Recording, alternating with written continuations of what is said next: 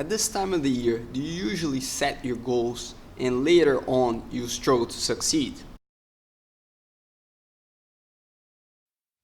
Hi, Professor Marcelo from GB Ste-Anne in Canada. In this video, I'll give you another perspective to help you to reach your goals in 2020. Year after year, we see students quitting, stop training Jiu-Jitsu, and then later on coming back and wishing they never had stopped in the first place. So my first tip is to start with a list of things that you don't want to do anymore in your life. In this list, for example, you could have things like you don't want to be busy all the time.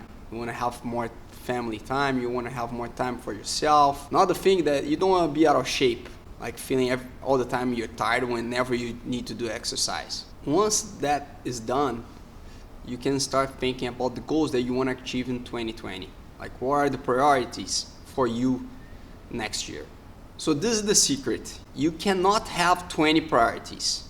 If you have 20 priorities or 10, you don't have any priority at all. So how can you establish those priorities?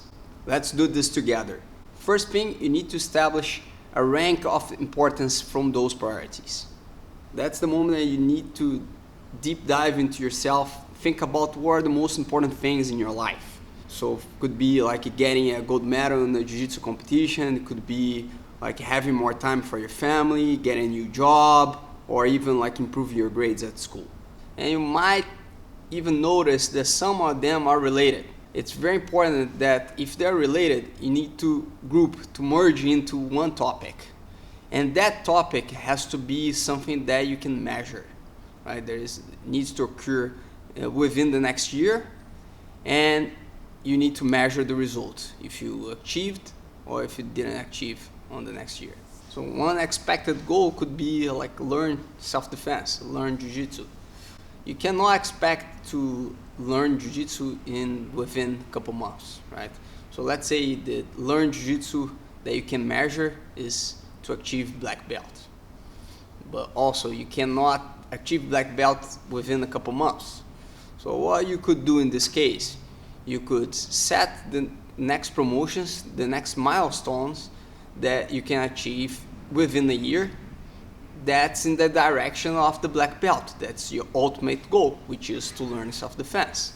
And if one of the other priorities is to be in shape or to lose weight maybe, like those are all related to Jiu-Jitsu, so you don't need to have them ranked as other goals.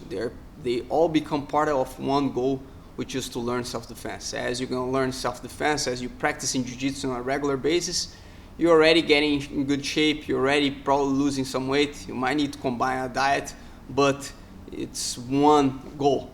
You can apply this method to many aspects of your life, like different fields such as your personal life, your career, but all of them, it's mandatory that you follow the steps.